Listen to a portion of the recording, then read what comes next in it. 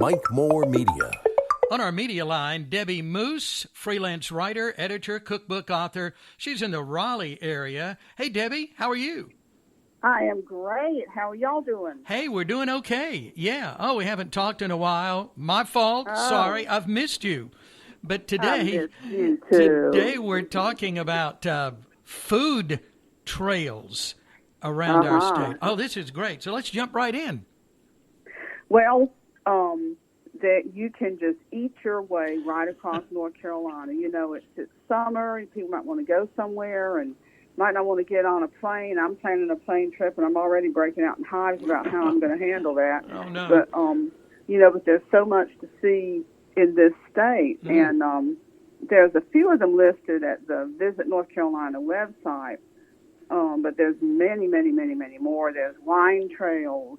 There's barbecue trails. There's a Moravian cookie trail in Winston-Salem, which is a personal favorite. I can see why, yes. And these are just the ones that are sort of self-guided. Also like in Winston-Salem, Charlotte, Raleigh, probably Greensboro too, there are paid companies where you pay to be taken on a tour of the breweries or the restaurants or something like that in a particular area. So that this doesn't even include those kind of things.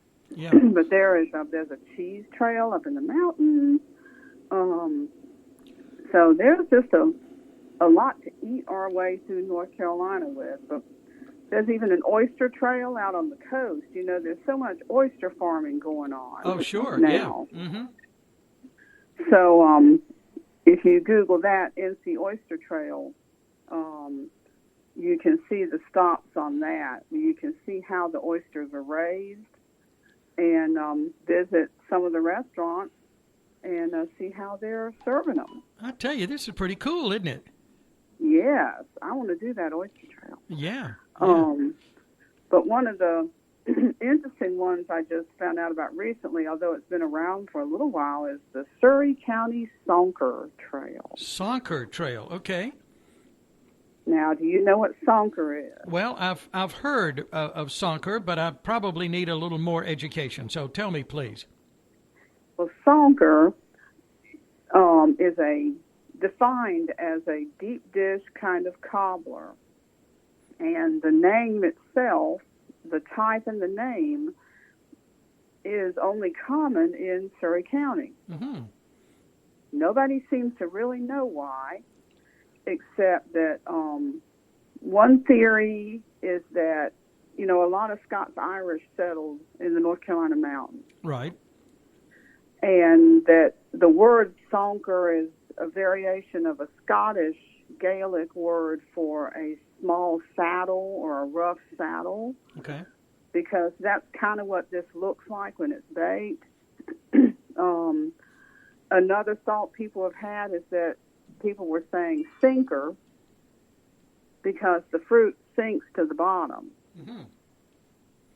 I realized, reading up on this is the kind of cobbler I've made for years. Oh, so you had it all along. Yes, and I got the recipe from my grandmother and my mother, who were both from Iredell County, which is not that far off. And there was also a recipe in the church cookbook my mother had from her church in Winston-Salem. So it's, kind of connected. Excuse me. It's a very, very simple dessert. And that's another appealing thing about it. If you think back to farming days, people used what they had, and they might not have a lot of things, but, you were cooking for a lot of people. You also can make a lot of this. And it's basically a really simple batter of cup of flour, cup of sugar, or not, I don't put quite a cup in these days, but a cup of flour, cup of sugar, some baking powder, a little bit of salt, one egg, and whatever kind of fruit you've got, peaches, blueberries, blackberries, whatever you have, and the riper the better. So if the fruit is starting to get overripe, instead of throwing it away, you can put it in this. And you put the Put a stick of butter in the. I put a stick of butter in the pan, melt it. Again, these days maybe not quite a stick. Then you pour the batter on there, put the fruit on there, put it in the oven, and the batter kind of grows up around the fruit, so it looks really rough on top. I also put more fruit in than my mother and grandmother did. I like it really loaded with fruit. Oh, me too. Yeah. I'll put maybe 2 cups of fruit in there or more, however much I have. That's the beauty of it. And I'm sure that is why it was something that was made in farming days, because you could use what you had. And there's not even any vanilla in the original recipes, because that's something that they may not have had. Mm-hmm. Now, I put a little in there because I have it, but it's a part of that history that we often don't think about, that it grows out of being in an isolated place, but yet you want to give good food to the people around you, so you find a way. The traditional Sonker recipe of Surrey County uses sweet potato. Oh, I like that. And think about it. Think about why that might be. Even in the winter, you're going to have those because they'll keep. Mm-hmm. Plenty of sweet potatoes. Yes, and if you want a dessert, you bring those out. Now, I'm not sure. I haven't tried to make one. You'd have to prep those in some way first because they wouldn't cook all the way. But one of the restaurants that I spoke with, who's on the trail, she said she cuts them up in little pieces and cooks them a little bit just till they're barely tender, and then puts them in the batter. So they're already a little bit along in the cooking process, but not too far. You end up with sweet potato casserole. Yeah, which is okay too, but not what we started. Yeah, there's nothing wrong with that. Yeah. Now, the other funny thing about Sonker was the old traditional recipes served it with something called a dip. It's not a dip. It's a sauce. Okay. It's the simple sugar and milk. You know, people have made it to glaze pound cakes with the simple sugar milk thing. Oh, sure. To just drizzle on the top. Why it's called a dip, I have asked a million people. No one seems to know, but it's not really a dip. You pour it on the top. Okay. Yeah.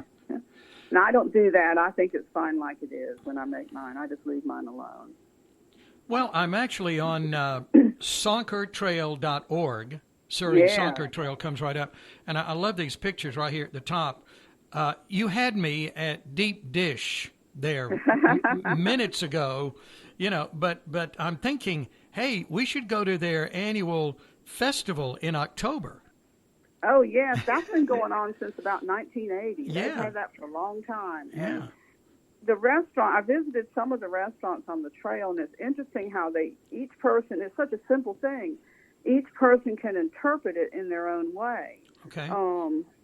Some people make it closer to more of a traditional cobbler with an actual crust rolled out and put on top. Mm-hmm. Some people make it more like Sonker with just the batter.